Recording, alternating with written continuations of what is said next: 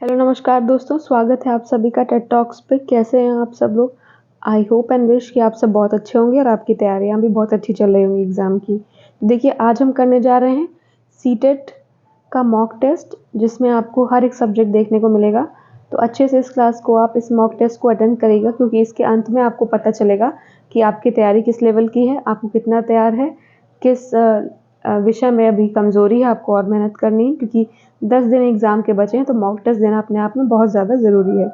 तो जो mock test है, प्रीवियस ईयर क्वेश्चन पेपर ही है एक सीटेट का आया हुआ। तो चलिए शुरू करते हैं आज के टेस्ट को। तो हमारा पहला क्वेश्चन है कि विविध पृष्ठभूमियों के अधिगमकर्ताओं को संबोधित करने हेतु एक अध्यापक को सभी के लिए मानकीकृत आंकड़ों का इस्तेमाल करना चाहिए। ऐसे कथनों का इस्तेमाल करना चाहिए जो नकारात्मक रूढ़िबद्ध धारणाओं को मजबूत करें। विविधता संबंधी मुद्दों पर बातचीत टालनी चाहिए या विविध विन्यासों से उदाहरण लेना चाहिए।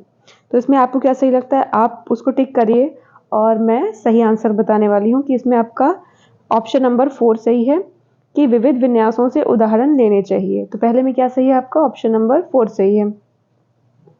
अगला प्रश्न है, समस्या समाधान क्षमताओं को किस प्रकार सुसाध्य किया जा सकता है?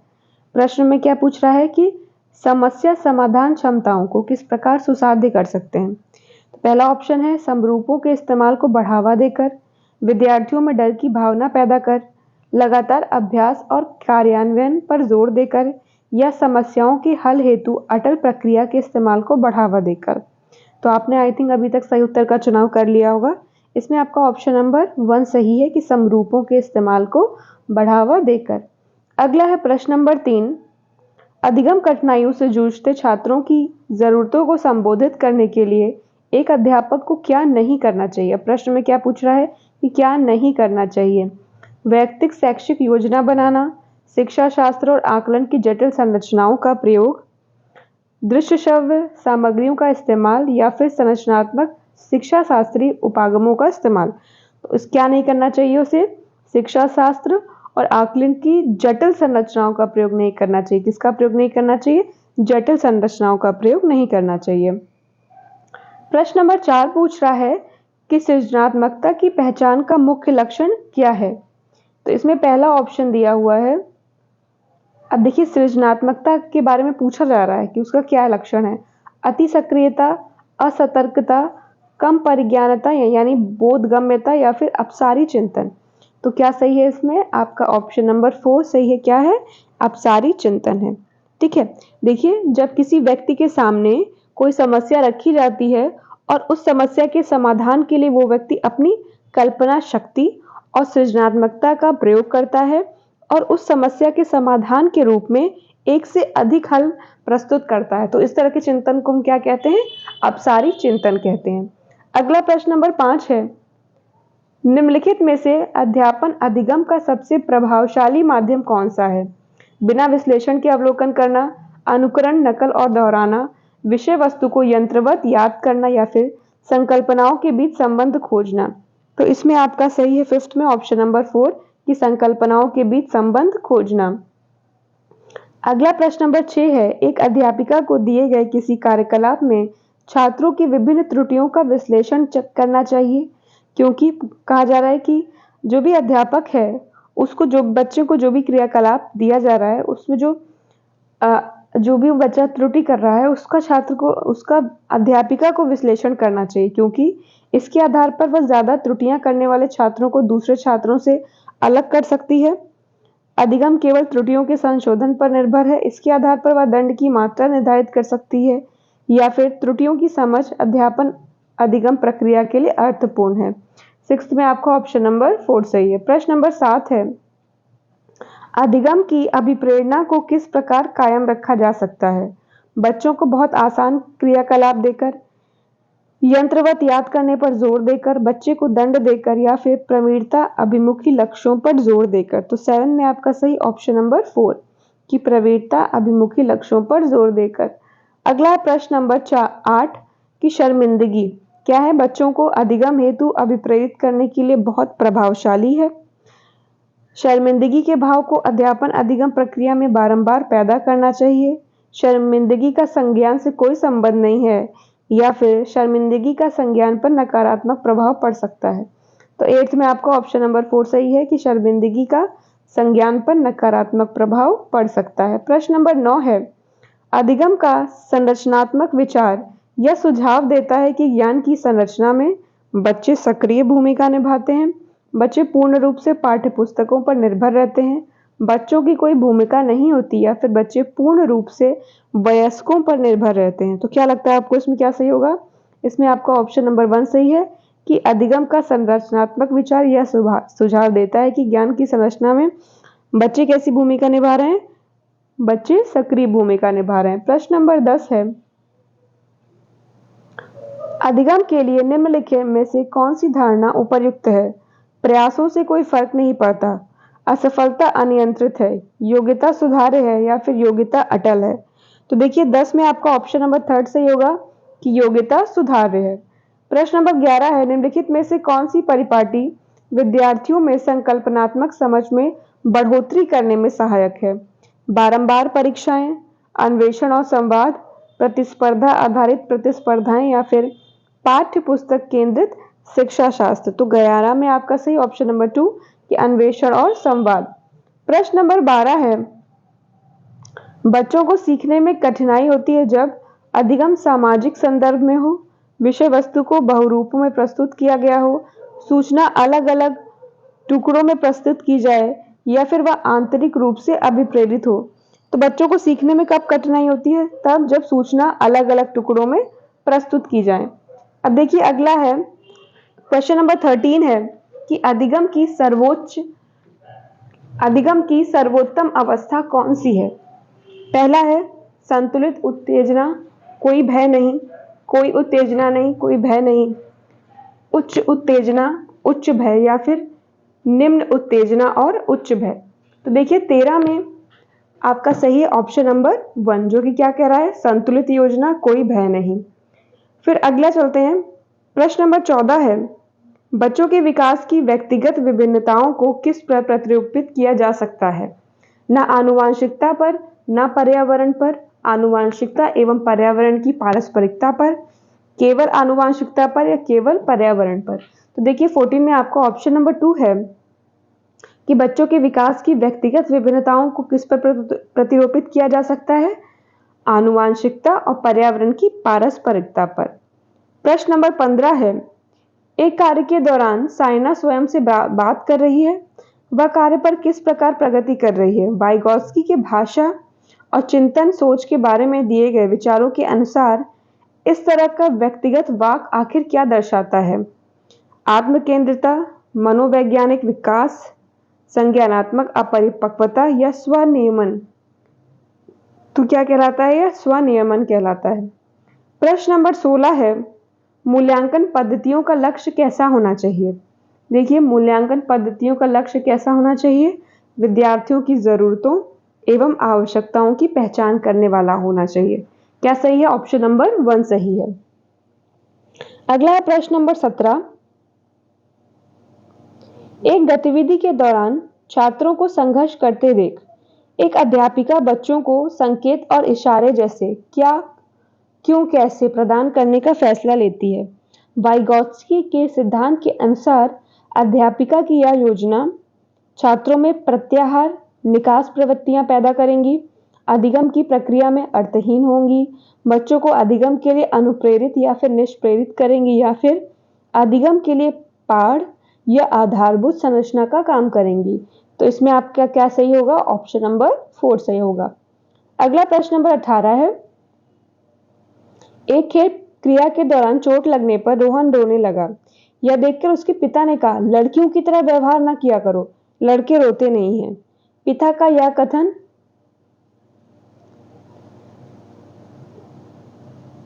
लैंगिक भेदभाव को कम करता है, लैंगिक समानता को बढ़ावा देता है, लैंगिक रूढ़िवादिताओं को दर्शाता है, या फिर लैंगिक रूढ़िवादिताओं को चुनौती देता है।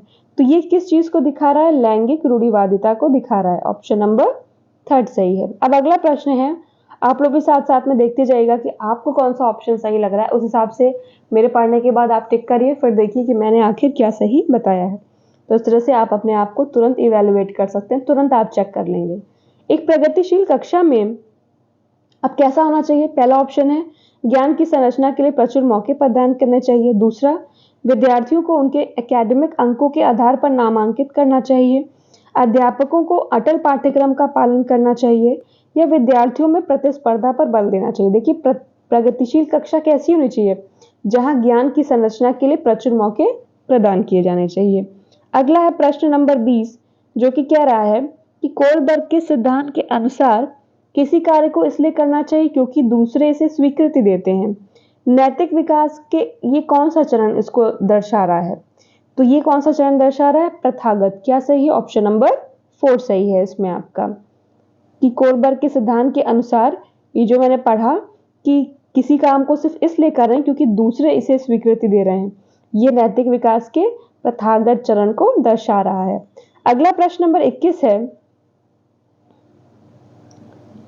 बच्चों के सामाजिकरण के संदर्भ में निम्न में से कौन सा कथन सही है? अब कई सारे कथन आपको दे रखे हैं। पहला है कि समकक्षी समाजीकरण के प्राथमिक कारक हैं और परिवार समाजीकरण का एक द्वितीयक कारक है। ठीक है। अगला है कि परिवार एवं जनसंचार दोनों समाजीकरण के द्वितीयक कारक हैं। फिर विद्यालय समाजीकरण का एक द्वितीयक कारक है और परिवार कैसा है? प्राथमिक कारक है। और आखिरी ऑप्शन दिया हुआ है कि विद्यालय समाजीकरण का प्राथमिक कारक है और समकक्षी समाजीकरण के द्वितीयक कारक है। तो आपका 21 में क्या सही है? ऑप्शन नंबर 1 कि विद्यालय की परिवार समाजीकरण का प्राथमिक कारक है और विद्यालय क्या है? समाजीकरण का द्वितीयक कारक है। प्राथमिक कारक क्या है? समाजीकरण का परिवार और द्वितीयक क्या है? विद्यालय है। ठीक है, चलिए अब अगला प्रश्न करते हैं। प्रश्न नंबर 22 है, बहुबुद्धि का सिद्धांत जोर देता है कि, पूछा जा रहा है कि बहुबुद्धि का सिद्धांत किस बात पर जोर दे रहा है? बुद्धिमत्ता की विभिन्न दशाएं हैं, बुद्धिमत्ता में कोई व्यक्तिगत विभिन्नताएं नहीं होती, बुद्धिलब्धि केवल वस्तुनिष्ठ परीक्षणों द्वारा ही मापी जा सकती है, या फिर एक आयाम में बुद्धिमत्ता अन्य सभी आयामों में बुद्धिमत्ता निर्धारित करती है। तो इसमें आपका ऑप्शन नंबर 1 सही है कि बुद्धिमत्ता की विभिन्न दशाएं होती हैं। अब चलते हैं अगले प्रश्न की तरफ। प्रश्न नंबर 23 है, जीन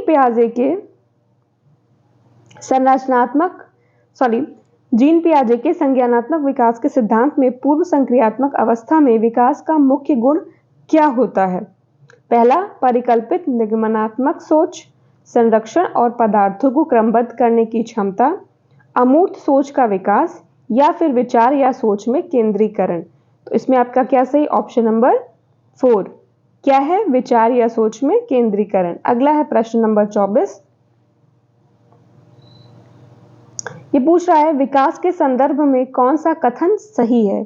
अब सही कथन हमें बताना है। विकास केवल बाल्यावस्था के दौरान नहीं होता है, विकास बहुआयामी होता है, विकास की दर सभी संस्कृतियों में सभी के लिए समान है, या फिर विकास केवल विद्यालय में होने वाले अधिगम से होता है। 24 में आपका ऑप्शन नंबर 2 सही है कि विकास कैसा होता है? विकास बहुआयामी होता है। 25 है, वाइगॉत्स्की का सामाजिक सांस्कृतिक परिप्रेक्ष्य अधिगम प्रक्रिया में डैश के महत्व को जोर देता है। तो वो किस पे देता है? सांस्कृतिक उपकरणों पे। ऑप्शन नंबर 3 सही है। अगला प्रश्न नंबर 26, जीन पियाजे अपने संज्ञानात्मक विकास के सिद्धांत में संज्ञानात्मक संरचनाओं को किस रूप में वर्णित करते हैं? तो वो करते हैं किस रूप में? पियाजे की बात हो रही, किस रूप में करते हैं? स्कीमा के रूप में करते हैं। प्रश्न नंबर 27 है, एक समावेशी कक्षा में किस पर जोर देना चाहिए? देखिए, एक समावेशी कक्षा में हर बच्चे के सामर्थ्य को अधिकतम करने के लिए अवसर प्रदान करने पर जोर देना चाहिए। प्रश्न नंबर 28 है, दिव्यांग जन अधिकार अधिनियम के अनुसार निम्नलिखित में से किस शब्दावली का प्रयोग उपयुक्त है? छात्र जिसे शारीरिक दिव्यांगता है, छात्र जिसका अशक्त शरीर है, मंदित छात्र, या फिर विकलांग छात्र। इसमें आपका ऑप्शन नंबर 1 सही है कि छात्र जिसे शारीरिक दिव्यांगता है। प्रश्न नंबर 29 है, जन्म से किशोरावस्था तक बच्चों में विकास क्रम क्या है? जन्म से लेकर किशोरावस्था तक। तो पहले क्या होता है? सांवेदिक, फिर मूर्त, और सबसे आखिरी में क्या होता है? अमूर्त, जब बच्चा कल्पनाएं करना सीख जाता है। अगला है प्रश्न नंबर 30, एक प्रगतिशील कक्षा में व्यक्तिगत विभिन्नताओं को किस प्रकार देखना जाना चाहिए? देखिए, एक प्रगतिशील कक्षा में व्यक्तिगत विभिन्नताओं को अध्यापन अधिगम प्रक्रिया की परियोजना के लिए महत्वपूर्ण रूप से है, इस तरह देखना चाहिए। 30 में क्या सही है आपका? ऑप्शन नंबर 2 सही है। ठीक है, अब चलिए मैथ्स के क्वेश्चन सॉल्व करेंगे। तो इसमें पहला है कि गणित के शिक्षण अधिगम पर निम्नलिखित में से किसका प्रभाव होने की संभावना न्यूनतम है। प्रश्न क्या कह रहा है कि जो गणित का शिक्षण अधिगम है उसमें से किसका प्रभाव होना सबसे न्यूनतम है। तो पहला है मूल्यांकन के कारण छात्रों के आत्मविश्वास पर प्रभाव पड़ने के तरीकों की जानकारी होना, छात्रों के गलत उत्तरों के पूरे हल देना, प्रतिपुष्टि की गुणवत्ता में वृद्धि या फिर मूल्यांकन के परिणामों के प्रयोग से शिक्षण में परिवर्तन करना।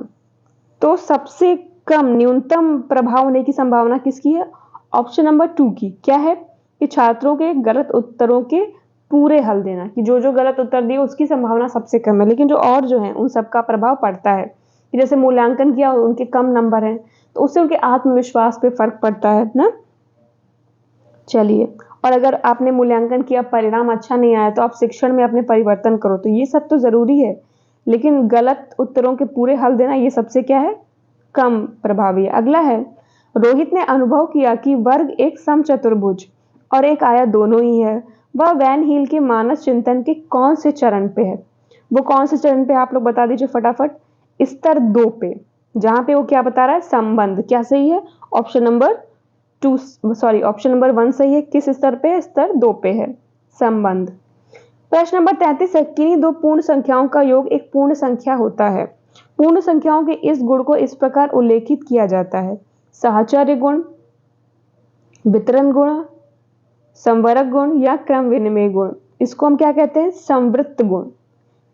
क्या कहते हैं? संवृत्त गुण कहते हैं, यानी क्लोज्ड या क्लोजर प्रॉपर्टी कहते हैं। क्या सही होगा 33 में आपको? ऑप्शन नंबर 3 सही होगा। अब अगला प्रश्न नंबर 34 क्या है, फटाफट देख लेते हैं। आप लोग भी अपने आंसर्स तुरंत मार्क करते रहिएगा। अगला प्रश्न, गणित के शिक्षण अधिगम के विषय में कौन सा कथन सत्य नहीं है। अब देखिए प्रश्न वही आ गया, हमें बताना है कौन सा कथन सत्य नहीं है, मतलब कौन सा असत्य है, ये बताना है। नमूनों के अवलोकन और सामान्यीकरण से प्राथमिक कक्षा के विद्यार्थियों में गणितीय ज्ञान का सृजन किया जाता है। ये तो सही है, सत्य है। गणितीय ज्ञान के सृजन में तर्क और वार्ता की महत्वपूर्ण भूमिका है। गणितीय अधिगम एक सामाजिक प्रक्रिया है जिसमें संवाद सम्मिलित है। गणितीय ज्ञान की रचना में संस्कृति और संदर्भों की कोई भूमिका नहीं होती। देखिए यही चौथा गलत है। तो 34 में कौन सा ऑप्शन सही है? ऑप्शन नंबर 4 सही है। अब अगला है प्रश्न नंबर 35, प्राथमिक स्तर पर संख्याओं को पढ़ाने के लिए निम्नलिखित में से कौन से कथन सत्य हैं। प्रश्न पूछ रहा है कि प्राइमरी लेवल पर संख्याओं को पढ़ाने के लिए कौन सा कथन सत्य है। संख्याओं की अंतर्दर्शी समझ को प्रोत्साहित किया जाना, संख्याओं को लिखना अनुक्रम में पढ़ाना चाहिए, गणना से पहले संख्याओं को संख्याक के रूप में लिखना सिखाना चाहिए, संख्याओं में अनुक्रम असंगति को प्रोत्साहित करना चाहिए। तो 35 में आपका क्या सही है? ऑप्शन नंबर 4 यानी दूसरा और तीसरा सही है कि संख्याओं को लिखना अनुक्रम में पढ़ाना चाहिए और गणना से पहले संख्याओं को संख्याक के रूप में लिखना सिखाना चाहिए। प्रश्न नंबर 36 है, प्राथमिक स्तर पर गणित पढ़ाने के लिए कौन सा पहलू अत्यंत महत्वपूर्ण है। तो आपको जो ऑप्शन दिए उसमें जो ऑप्शन 3 है कि गणित को बच्चों के जीवन के अनुभवों का भाग बनाना, ये सबसे ज्यादा महत्वपूर्ण है। प्रश्न नंबर 37 है, गणित की प्रकृति के विषय में कौन सा कथन सत्य नहीं है। फिर हमें बताना है कि कौन सा कथन असत्य है। तो पहला क्या है कि प्राथमिक स्तर पर गणित प्रत्यक्ष है और कल्पना की आवश्यकता नहीं है। ठीक है बात। गणित में विचारों के सही संचालन के लिए विशेष शब्दावली का प्रयोग होता है, ये भी ठीक है।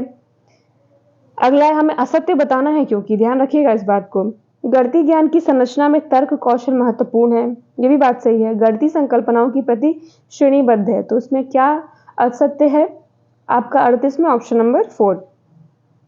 अगला प्रश्न नंबर 38 है, निम्नलिखित क्रियाकलापों में से किससे विद्यार्थियों में त्रिविम विवेचन यानी दिक् स्थान की समझ विकसित होने की सर्वाधिक संभावना है।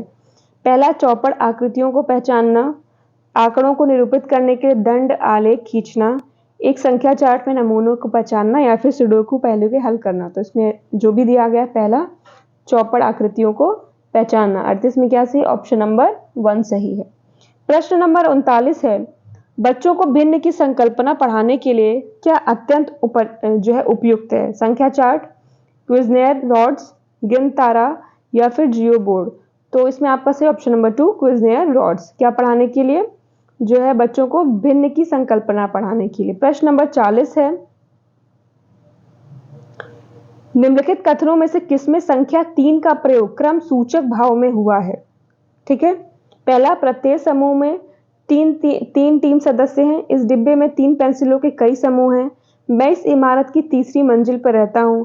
इस घर में 3 कमरे हैं। तो इसमें आपका ऑप्शन नंबर 3 सही होगा कि मैं इस इमारत की तीसरी मंजिल पर रहता हूं। क्या पूछा जा रहा था? क्रम सूचक।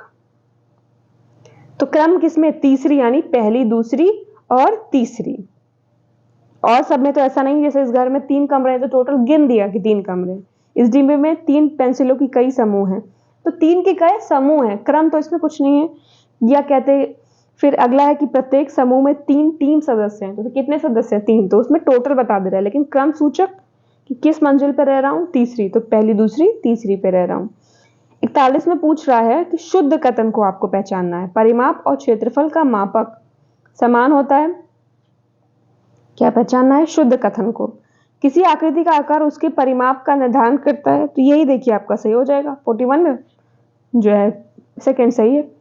प्रश्न नंबर 42 है, गणितीय पाठ्यक्रम के संदर्भ में शुद्ध कथन को पहचानना है। पहला है, समझ को बेहतर करने के लिए ऋणात्मक संख्याओं की संकल्पनाओं का परिचय प्राथमिक स्तर पर देना चाहिए। तो देखिए इसमें भी पहला ही हमारा सही हो गया। क्या सही हो गया? ऑप्शन नंबर 1 सही हो गया। चलिए अब अगले प्रश्न की तरफ चलते हैं। प्रश्न नंबर जो है 43 की तरफ। 43 क्या है कि प्राथमिक स्तर पर त्रिभुजों की अवधारणा का परिचय देने के संदर्भ में शुद्ध कथन को पहचानना है आपको। पहला, बच्चों के समक्ष विभिन्न प्रकारों के त्रिभुज प्रस्तुत किए जाने चाहिए, परंतु अन्य आकृतियों से दूर रखना चाहिए। अगला है, बच्चों के समक्ष सभी प्रकार के त्रिभुज व आकृतियां भी प्रस्तुत करानी चाहिए। सबसे पहले त्रिभुज की परिभाषा दी जानी चाहिए, या फिर संभ्रांति से बचाने के लिए बच्चों को केवल समबाहु त्रिभुज ही प्रस्तुत कराना चाहिए। तो आपका पहला सही है कि अगर प्राथमिक स्तर पर बच्चों को त्रिभुज के बारे में पढ़ा रहे हैं तो सबसे पहले सबसे सही क्या है कि बच्चों के समक्ष विभिन्न प्रकार के त्रिभुज रख दिए जाए, लेकिन अन्य आकृतियों से उन्हें दूर रखा जाए कि बच्चों में कंफ्यूजन पैदा ना हो। अगला है, अब अगला देखिए आपको क्वेश्चन सॉल्व करने वाले हैं, तो हम अगले सेक्शन की तरफ चलते हैं।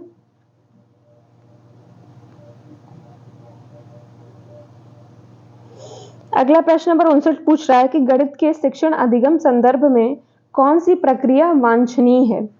खुली पुस्तक परीक्षा से बचना चाहिए, विद्यार्थियों को बताना चाहिए कि प्रश्नों को हल करने के लिए निर्धारित कदमों का अनुकरण करें। अगला है, भ्रांति को रोकने के लिए मुक्त उत्तर यानी ओपन एंडेड प्रश्नों से बचना चाहिए, या फिर संकल्पनाओं की अंतर्दृष्टि समझ को प्रोत्साहित करना चाहिए। तो ऑप्शन पढ़ के आप समझ गए होंगे, इसमें चौथा सही होगा। अगला प्रश्न नंबर क्या है देखिए, इसमें आपको प्रश्नों को सॉल्व करना है। फिर अगला देख लेते हैं क्या है अगला। चलिए अब हम ईवीएस के प्रश्नों को सॉल्व करेंगे। तो ईवीएस में पहला प्रश्न है कि ईवीएस में मानचित्रण कौशल क्या विकसित करता है? देखिए मानचित्रण कौशल में क्या होगा कि जो स्थानों की सापेक्ष स्थिति की समझ को विकसित करता है। अगला प्रश्न नंबर 62 है, और ये सारे प्रश्न जो ईवीएस के हैं, यहाँ आपने अभी सीडीपी के प्रश्न किए, तो जो मैंने इनकी मैराथन क्लास कराई है तो सारे सेट आपको करवाए थे, तो आपने ये सारे प्रश्न उसमें भी जरूर देखे होंगे। लेकिन अगर आपने वहां नहीं पढ़ा तो आप यहाँ मॉक टेस्ट दीजिए, आप सीख जाएंगे। और अगर आपने उसको पढ़ा है तो यहाँ पढ़ेंगे तो आपका रिविजन हो जाएगा, आप समझ जाएंगे कि आपको कितने प्रश्न अच्छे से तैयार हो गए। तो दोनों ही सूरत में क्लास जरूर अटेंड करें, क्योंकि बहुत ज़्यादा बेनिफिशियल होने वाली है आप लोगों के लिए। प्रश्न नंबर 62 है, कक्षा 5 के समयन आमतौर पर अपना दिया हुआ कक्षा का कार्य नहीं करता। मुद्दे को हल करने का सबसे अच्छा उपाय हो सकता है माता पिता से बात करें और उन्हें सलाह दें, उसे वैकल्पिक और आसान गृह कार्य दें, उसकी कठिनाई का पता लगाने और उसके अनुसार कक्षा कार्य को समायोजित करने के लिए उससे बात करें, और किसी दूसरे बच्चे को उसकी कक्षा के कार्य को पूरा करने में मदद करें। तो देखिए सबसे सही तो यही है, उसे आखिर क्यों दिक्कत हो रही है इस बात के बारे में पता करना चाहिए, और उसके अनुसार जो है गृह कार्य को समायोजित करने की कोशिश करनी चाहिए टीचर को। प्रश्न नंबर 63 है, मुस्कान ने परिवहन में डीजल वाहनों का उपयोग निषिद्ध होना चाहिए विषय पर एक वाद विवाद का आयोजन किया। मुस्कान के द्वारा इस विषय पर कक्षा में वाद विवाद के आयोजन का क्या उद्देश्य है? प्रश्न पढ़ लिया आपने। तो देखिए इसमें आपका ऑप्शन नंबर थर्ड सही है कि वह पूरी तरह से परिवहन में डीजल वाहनों पर प्रतिबंध लगाने की आवश्यकता पर छात्रों को संवेदनशील बनाना चाहती है। अब अगले प्रश्न की तरफ चलते हैं। प्रश्न नंबर 64 है, कुछ हजार साल पहले भारत में तालाबों के निर्माण के अलबरूनी के अवलोकन के आधार पर कक्षा 5 के ईवीएस के पाठ्यपुस्तक में अनुच्छेद है। इस अनुच्छेद को शामिल करने का आखिर क्या लक्ष्य हो सकता है? इतने साल पुराना आखिर क्यों उसको शामिल किया गया है? तो इसमें ऑप्शन नंबर 1 है, इतिहास के स्रोतों की पहचान करने में शिक्षार्थियों की मदद करता है। सेकेंड है, शिक्षार्थियों को उनके अवलोकन की रिकॉर्डिंग में सुधार में मदद करता है। शिक्षार्थियों को कुछ 1000 साल पहले भारत में मौजूद तकनीक की सराहना करने में मदद करता है। या फिर लास्ट है कि यह शिक्षार्थियों को इतिहास में साक्ष्य की भूमिका की सराहना करने में मदद करता है। तो इसमें पहला, तीसरा, चौथा दोनों ही सही है, तो इसमें आपका ऑप्शन नंबर 4 सही है। प्रश्न नंबर 65 पूछ रहा है, ईवीएस की एकीकृत प्रकृति सहायक है, किस चीज में सहायक है? शिक्षार्थी केंद्रित उपागम का पालन करने और संकल्पनाओं की अधिक संख्या का परिचय देने में। तो इसमें पहला ऑप्शन सही हो जाता है आपका। अगला प्रश्न नंबर 66, निम्नलिखित में से क्या ईवीएस में आकलन का एक व्यापक संकेतक नहीं है? प्रश्न पूछ रहा है। समानता के प्रति सरोकार, अवधारणा मानचित्रण, सहयोग या फिर न्याय के प्रति सरोकार। तो इसमें आपका सही ऑप्शन नंबर 2, अवधारणा मानचित्रण। प्रश्न नंबर 67 है, पर्यावरण अध्ययन में प्रश्न करने को एक रणनीति के रूप में उपयोग किया जाता है। नियमों के पालन को बढ़ावा देने के लिए, कक्षा कक्ष में जिज्ञासा को बढ़ाना चाहिए। तो उसमें आपका ऑप्शन नंबर 2 सही कि कक्षा कक्ष में जिज्ञासा को बढ़ाने के लिए। प्रश्न नंबर 68 है, अपनी कक्षा में 50 से अधिक छात्रों के साथ वाणी उन्हें एक ऐसी गतिविधि में जोड़ना चाहती है जिसमें सीखने को बढ़ाने के लिए अधिकतम संख्या में इंद्रियां शामिल हो। निम्नलिखित में से कौन सा क्रियाकलाप उपरोक्त कार्य के लिए ठीक होगा? पहला, उचित एवी साधन के लिए स्मार्ट कक्षा कक्ष का उपयोग करना, या फिर नजदीक के स्थान के लिए क्षेत्र भ्रमण का आयोजन कर लेना, कौशलों के प्रदर्शन के लिए समुदाय के संदर्भ व्यक्तियों को आमंत्रित करना, या समूह चर्चा को प्रोत्साहित करना। तो देखिए कहीं भी सबसे अच्छा तरीका है कि वहां का भ्रमण करके आया जाए। तो क्या सही है? ऑप्शन नंबर 2, क्षेत्र भ्रमण के लिए का आयोजन करना। प्रश्न नंबर 69 है, इकरा अपने शिक्षार्थियों को ईवीएस में समाचार पत्रों पत्रिकाओं को पढ़ने के लिए क्यों प्रोत्साहित करती है? ये शिक्षार्थियों को स्वतंत्र बनाने में सहायक करते हैं, शिक्षार्थियों को प्रतिस्पर्धी बनाते हैं, मनोरंजक संसाधन उपलब्ध है, या फिर शिक्षार्थियों को उनके अपने संसार से जुड़ने में सहायता करते हैं। तो इसमें आपका ऑप्शन नंबर 4 सही है, शिक्षार्थियों को उनके अपने संसार से जुड़ने में सहायता करते हैं। प्रश्न नंबर 70 है कि नीचे दिए गए कौन से एक राज्य में तोरांग का अर्थ है जंगल? तो देखिए तोरांग का अर्थ जंगल किस में होगा? ऑप्शन नंबर 2 कहाँ पे होगा? झारखंड में। ठीक, अब अगला है प्रश्न नंबर 72। प्रश्न नंबर 74 है, नीचे दिया गया कौन सा कथन मधुमक्खियों और छत्तों के विषय में सही नहीं है? तो देखिए इसमें जो भी कथन दिए हुए हैं उसमें से जो पहला है कि छत्ते में बहुत सारी काम करने वाली मक्खियां होती हैं, छत्ते में केवल कुछ नर मक्खियां होती हैं, प्रत्येक छत्ते में एक रानी मक्खी होती है जो अंडे देती है, और क्या है कि नर मक्खियां छत्तों के लिए अत्यंत महत्वपूर्ण होती हैं। तो इसमें आपका जो ऑप्शन नंबर 2 है वो सही नहीं कि छत्ते में केवल कुछ नर मक्खियां होती हैं। अगला है, हमारे देश का संविधान निम्नलिखित में से किसके नेतृत्व में बनाया गया था? तो इसमें आपका सही ऑप्शन नंबर 1, डॉक्टर भीमराव बाबा साहब अम्बेडकर के संरक्षण में बनाया गया था, उनके नेतृत्व में बनाया गया था। प्रश्न नंबर 76 है, पौधों के लिए किए जाने वाले नीचे दिए गए कार्यों पर विचार करना है आपको। पहला है पौधों को सहारा देना, ह्यूमस प्रदान करना, भोजन संचित या भंडारण करना, जल और खनिजों को अवशोषित करना। पूछा जा रहा है कि इनमें से जड़ों के कार्य कौन से हैं? हाँ, तो जड़ों के कार्य देखिए कौन कौन से हैं कि एक तो पौधों को सहारा देना, भोजन का भंडारण करना, और जल खनिजों को अवशोषित करना। यानी कौन सा ऑप्शन सही? ऑप्शन नंबर 2 सही है। अब अगला देखिए प्रश्न जो बीच में मैंने एक छोड़ दिया था उसको कर लेते हैं। प्रश्न नंबर 71 है, देखिए क्या कह रहा है कि आपका घर X पर स्थित है और आपका विद्यालय Y पर स्थित है। ये प्रश्न मैं वैसे करवा चुकी हूँ कि आपका घर जो है वो x पर स्थित है, आपका विद्यालय y पर स्थित है। यद्यपि आपका विद्यालय ठीक सामने है, परंतु बीच में व्यस्त राजमार्ग होने के कारण आप सीधे नहीं जा सकते, इसलिए पहले आप ठीक दक्षिण में 125 मीटर दूर जाते हैं। तो आपका यहाँ था, आप 125 मीटर दूर गए, ठीक। फिर ठीक पूर्व में 100 मीटर गए। अब देखिए पूर्व कहाँ है, ये ईस्ट है यानी यही पूर्व है, इधर ये वेस्ट है, ये नॉर्थ है और ये साउथ यानी दक्षिण है। फिर आप पूर्व में जा रहे हैं कितना, 100 मीटर। फिर अंत में आप ठीक उत्तर में 125 मीटर जाते हैं। उत्तर कहाँ है, देखिए उत्तर ऊपर की तरफ है, तो आप उत्तर की तरफ जा रहे हैं और आपका देखिए स्कूल आ गया। कितना चले आप, 125 मीटर। अब पूछ रहा है कि दूरी पर y अपने विद्यालय पहुंचते हैं, y पर विद्यालय के सापेक्ष x पर आपका घर कहाँ स्थित है। अब देखिए दिया है 100 मीटर ठीक पश्चिम, 125 मीटर ठीक उत्तर, 125 मीटर ठीक दक्षिण या 100 मीटर ठीक पूर्व। तो देखिए y से x की दूरी कितनी है, देखिए यहाँ कितना आप चले थे, 100, यानी ये कितना होगा, 100 होगा पहली बात। तो अब आपको देख लेना है कि दो ही ऑप्शन में 100 है, पहले और चौथे में। अब पश्चिम में है कि पूर्व में है, तो देखिए किस दिशा में है, पश्चिम में है, देखिए इससे, तो आपका क्या सही होगा, देखिए ये दिशा क्या है, पूर्व, और ये वाली क्या है, पश्चिम होती है। किधर है ये, देखिए पश्चिम में है इसके, तो आपका कौन सा सही होगा, ऑप्शन नंबर 1 सही होगा कि 100 मीटर ठीक पश्चिम में। चलिए अब अगला प्रश्न करते हैं।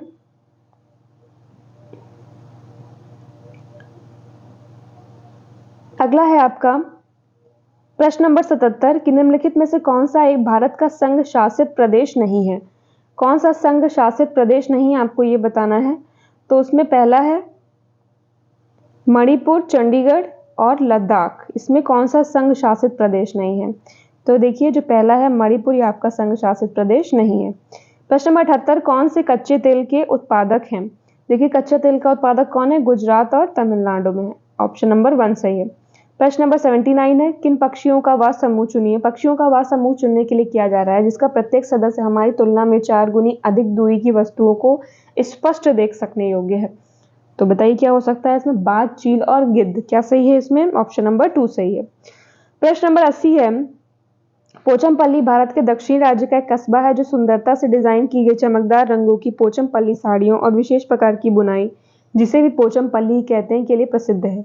यह कस्बा अब किस राज्य का भाग है, किसका भाग है बताइए, तेलंगाना का भाग है। प्रश्न नंबर 81 है निम्नलिखित में से खाद्य पदार्थों के उस समूह को चुनिए जिसके प्रत्येक सदस्य में लौह तत्व प्रचुर मात्रा में पाया जाता है। अब लौह तत्व किस में पाया जाएगा, इन सब में देखिए आंवला, पालक और गुड़ में सबसे ज्यादा पाया जाता है। प्रश्न नंबर 82 पूछ रहा है दिन में से किसने मटर के पौधों के साथ प्रयोग किए और यह पाया कि मटर के पौधों में कुछ ऐसे लक्षण होते हैं जो जोड़ियों में पाए जाते हैं, जैसे चिकने, खुरदरे, लंबे, बौने, पीले, हरे आदि। तो मटर के दाने पे किसने किया था, ग्रेगर जॉन मेंडल ने।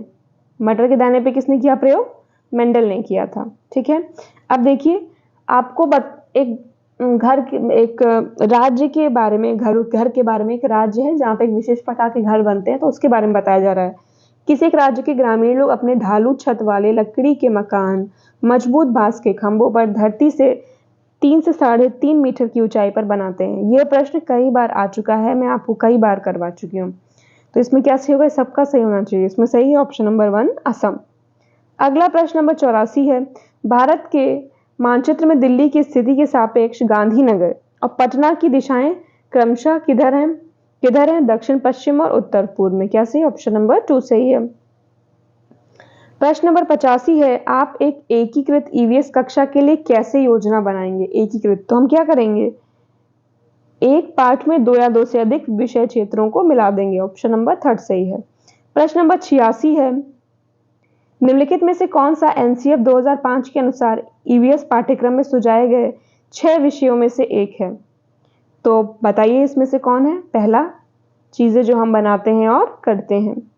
अब अगला है उपाख्यान यानी एनेक्डोटल अभिलेखों में क्या दर्ज नहीं करना चाहिए। प्रश्न अब देखिए फिर ध्यान से पढ़िए, पूछा जा रहा है क्या दर्ज नहीं करना चाहिए। मुख्य रूप से समस्यागत स्थितियों की पहचान करना, निर्णय वाले कथनों को लिखना, मजबूतियों और कमजोरियों की पहचान करना, बच्चों की रुचियों और संबंधों आदि की पहचान करना। तो क्या सही, ऑप्शन नंबर 2 फर्स्ट, थर्ड और फोर्थ आपका सही होगा। प्रश्न नंबर 88 है स्मिता अपने शिक्षार्थियों को कार्य से संबंधित लैंगिक विषमता और रूढ़िवादी छवियों के प्रति संवेदनशील करना चाह रही है।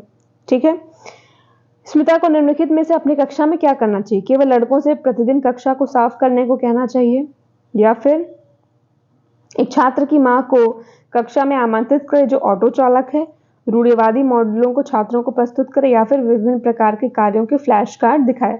तो देखिए उसको क्या करना चाहिए, कोई भी बच्चा अगर ऐसा है उसकी क्लास में कि उसकी माँ ऑटो चालक है तो उसे क्लास में बच्चों से मिलवाना चाहिए। सबसे अच्छा यही तरीका है जो भी आपको ऑप्शन दिए गए हैं उन सभी में से।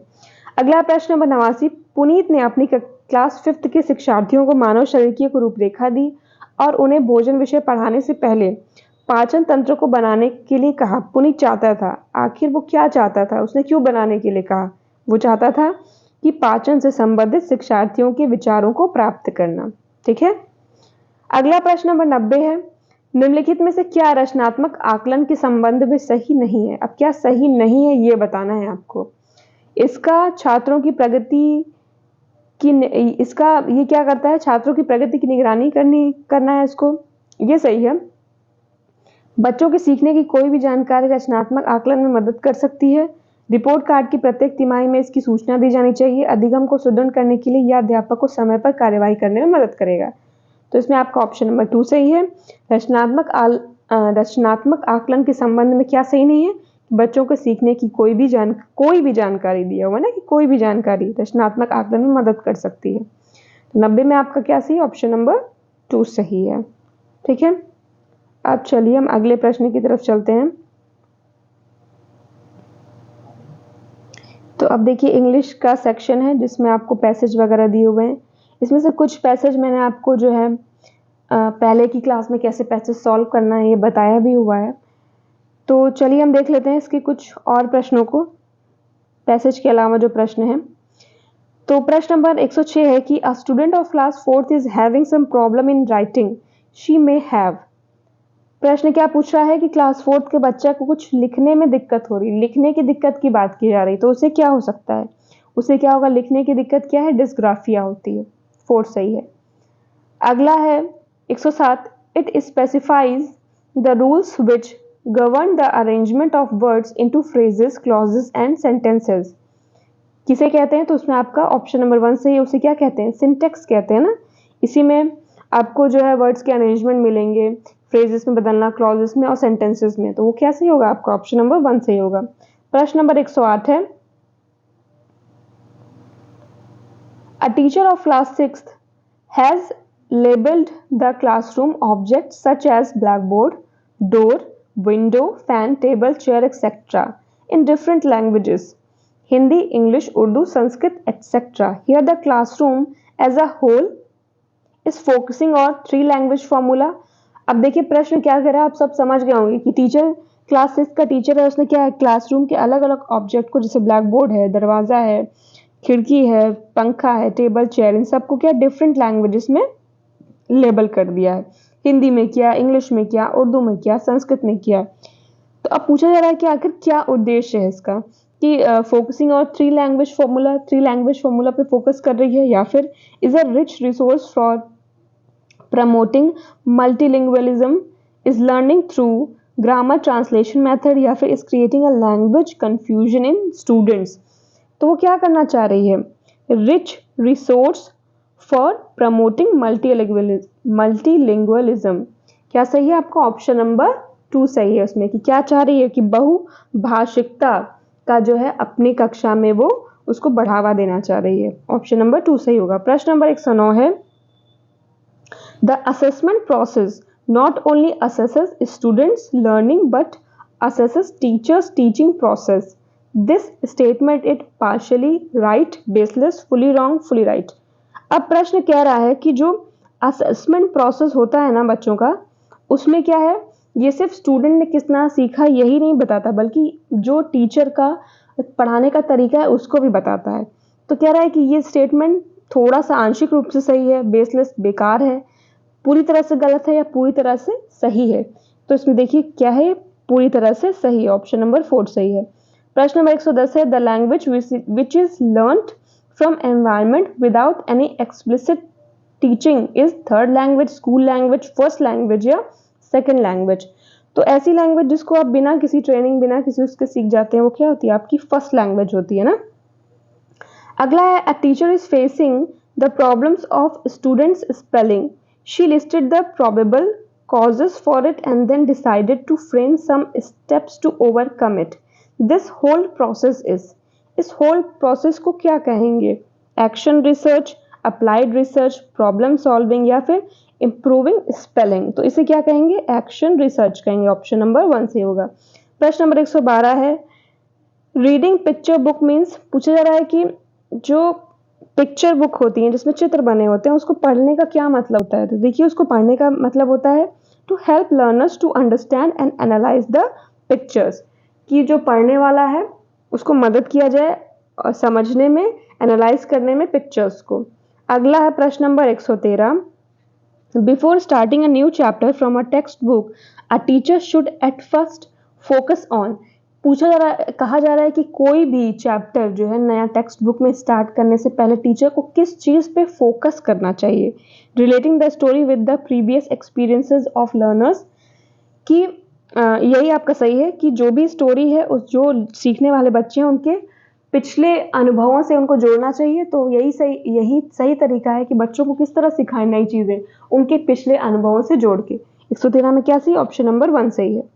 अब प्रश्न नंबर 114 पूछ रहा है कि teacher ask learners to read aloud in the English class, this way of reading will, अब टीचर है जो बच्चों से कह रहा है कि इंग्लिश की क्लास में कि तेज पढ़ो, पूछा जा रहा है कि इस तरह से क्या जो है इससे क्या होगा? तो देखिए, इससे क्या होगा? Enable learners to develop reading skills with understanding. इससे क्या होगा कि जो बच्चे हैं, जो लर्नर्स हैं, उनमें रीडिंग स्किल डेवलप होगी और उसकी समझ डेवलप होगी, जो उसकी समझ है उसको डेवलप करने के लिए वैसा कह रहा है। तो 114 में क्या सही? ऑप्शन नंबर 3 सही है। प्रश्न नंबर 115 है, a language teacher firstly ask students to introduce themselves to each other in the class, एक लैंग्वेज टीचर है बच्चों से कह रहा है कि सबसे पहले एक दूसरे के साथ खुद को इंट्रोड्यूस करो, अपने बारे में बताओ। Then she asked them to introduce their friend to each other, फिर अपने दोस्तों को एक दूसरे से इंट्रोड्यूस करो। This activity will help them to increase, अब ये एक्टिविटी उनमें क्या बढ़ाएगी? तो क्या बढ़ाएगी? बेसिक इंटरपर्सनल कम्युनिकेशन स्किल्स, यानी क्या बढ़ाएगी? BICS बिक्स। प्रश्न नंबर 116 है, literature should be included in language classrooms because, अब लिटरेचर जो है इंट्रोड्यूस होना चाहिए लैंग्वेज क्लासरूम में क्योंकि it develops moral values among the learners, उनमें जो है नैतिक सिद्धांत डेवलप करता है लिटरेचर। अगला है, it exposes them to different genre culture and social issues, it exposes them to different genre culture and social issues. तो 116 में आपका ऑप्शन नंबर 2 सही है कि वो उन्हें अलग अलग कल्चर, सोशल इश्यूज और अलग अलग जॉनर से जो है क्या करता है? रूबरू कराता है। प्रश्न नंबर 117 है, a teacher makes her learners respond to her actions and speech only by bodily movements, what is this known as? अब टीचर कह रही है लर्नर्स से कि सिर्फ रिस्पॉन्ड करना है किस तरह? उसके एक्शन को एंड स्पीच को सिर्फ बॉडी के मूवमेंट्स से। अब इसको क्या कहते हैं? इसको क्या कहते हैं हम? Total physical response. क्या कहते हैं? TPR, टोटल फिजिकल रिस्पॉन्स कहते हैं। प्रश्न नंबर 118 है, in a language class students in memorising the dialogues through drill and practice and the teacher is correcting their pronunciation mistakes immediately. They are practicing the dialogues in chorus. The teacher is following the, अब teacher कौन सा इसमें rule follow कर रही है? Audio lingual method, CLT method, direct method या फिर natural method? इसमें सही है ऑडियो लिंगुअल मैथड। क्या सही? ऑप्शन नंबर 1 सही है। ठीक है। प्रश्न नंबर 119 है, the oral errors of the student can be best corrected if the teacher, अब जो कह रहा है जो ओरल एरर्स है मतलब बच्चा जो बोलने में गलतियां कर रहा है वो सबसे अच्छी तरीके से करेक्ट की जा सकती है अगर teacher points out the error in general and lets the student try to correct himself first, कि अगर टीचर क्या करे, उनकी गलतियों को जो है पॉइंट आउट कर दे सामान्य रूप से ही और उनको सबसे पहले खुद को ठीक करने का मौका दे। प्रश्न नंबर 120 है, as a pair activity the teacher gives her learners. अब एक पेयर एक्टिविटी हो रही है, मतलब एक साथ में दो लोग हैं, ऑलमोस्ट द सेम पिक्चर्स, एक ही पिक्चर दे रही है उनको और ask them to find the difference between the two students, ask each other question to discover how the two pictures are different. This can be cloze based activity, crossword activity, grammar activity या फिर speaking activity. अब ये कैसी activity है? Speaking activity है, क्योंकि pair activity है और क्या करें, सेम पिक्चर दे रही है और उनसे कहती है कि एक दूसरे से कहें कि find the difference between the two students, ask each other question to discover how the two pictures are different. तो क्या कह रही है, एक दूसरे से पूछो कि ये पिक्चर जो है किस तरह डिफरेंट है। तो इससे क्या, कौन सी एक्टिविटी कराना चाह रही है? स्पीकिंग एक्टिविटी बच्चे में वो कराना चाह रही है, इस तरह का काम देके। अब अगला है, देखिए हम हिंदी का सेक्शन करेंगे, तो इसमें पहले तो आपको पैसेज दिया हुआ है, हिंदी के कुछ पैसेजेस मैंने सॉल्व भी कराए हैं, तो आप जाके उनको देख सकते हैं, उस क्लास को देखना चाहें कि पैसेज किस तरह सॉल्व करना है। उसमें मैंने कुछ तरीके बताए हैं कि किस तरह आप पैसेजेस को जल्दी से सॉल्व कर सकते हैं अगर आप उन ट्रिक्स का, तरीकों का थोड़ा सा जो है यूज़ करें। तो अगला प्रश्न 106 है कि प्राथमिक स्तर पर पढ़ना सिखाने की शुरुआत करने के लिए आप किस सामग्री को सर्वाधिक महत्व देंगे? तो उच्च शुद्ध उच्चारण, रोचक कहानी, अक्षर ज्ञान या फिर वर्णमाला। सबसे ज़्यादा किसको देना चाहिए? रोचक कहानी को देना चाहिए। सलमा पहली कक्षा में पढ़ती है, वह किताब शब्द को कतब लिखती है। सलमा का लिखने का यह तरीका क्या दिखाता है? नियंत्रित लेखन, लापरवाही, अज्ञानता या स्ववर्तनी। अब वो बोलने में गलती कर रही है, तो ये क्या है? स्ववर्तनी में आया। अगला है, सामाजिक अंतःक्रिया से भाषा सीखने का समर्थन किसने किया? सामाजिक अंतःक्रिया से भाषा सीखने का समर्थन किसने किया था? वाइगॉत्स्की ने किया था। अगला है प्रश्न नंबर 109, द्विभाषिकता और उपलब्धियों का गहरा सकारात्मक संबंध पाया जाता है, साहित्यिक, वैज्ञानिक, व्यावसायिक या फिर विद्वत। क्या सही है? ऑप्शन नंबर 4 सही है इसमें। प्रश्न नंबर 110 पूछ रहा है कि प्राथमिक स्तर पर पढ़ाते समय आप हिंदी भाषा संबंधी किस पक्ष पर सर्वाधिक बल देंगे? भाषा ज्ञान, भाषा प्रयोग, व्याकरणिक नियम या व्याकरण ज्ञान। किस पे सबसे ज्यादा बल देना चाहिए? कायदे से भाषा प्रयोग पे। ऑप्शन नंबर 2 सही है। प्रश्न नंबर 111 पूछ रहा है, मौखिक भाषा का आकलन किस पर सर्वाधिक बल देता है? तो देखिए वो सबसे ज्यादा किस पर बल देता है? विचारों की क्रमबद्धता पर। प्रश्न नंबर 112 है, हम भाषा के माध्यम से डैश और डैश भी करते हैं। पूछा जा रहा है कि हम भाषा के माध्यम से आखिर क्या क्या करते हैं? आप लोग खुद बताइए क्या करते हैं? चिंतन और विचरण करेंगे, सोचते या महसूस करते हैं, सोचते या विचार करते हैं या फिर अनुभव या महसूस करते हैं। तो भाषा के माध्यम से सोचते और विचार भी करते हैं। ठीक है। प्रश्न नंबर 113 है, हिंदी भाषा सीखने सिखाने का दायरा इतना बड़ा होना चाहिए कि डैश से उसका नाता ना टूटे। किससे ना टूटे? भाषा की परिभाषा से, व्याकरण रटने से, व्याकरण सीखने से या भाषा प्रयोग से। तो हिंदी भाषा सीखने सिखाने का दायरा इतना बड़ा होना चाहिए कि भाषा प्रयोग से उसका नाता नहीं टूटे। प्रश्न नंबर 114 है, प्राथमिक स्तर पर भाषा सीखने सिखाने में बाल साहित्य मदद करता है क्योंकि प्राथमिक साहित्य पर भाषा सीखने सिखाने में बाल साहित्य मदद क्यों करता है? क्योंकि वह भाषा की रंगतें प्रस्तुत करता है। ऑप्शन नंबर 1 सही है। प्रश्न नंबर 115, कक्षा 1 में लिखना कहाँ से प्रारंभ होगा? बताइए।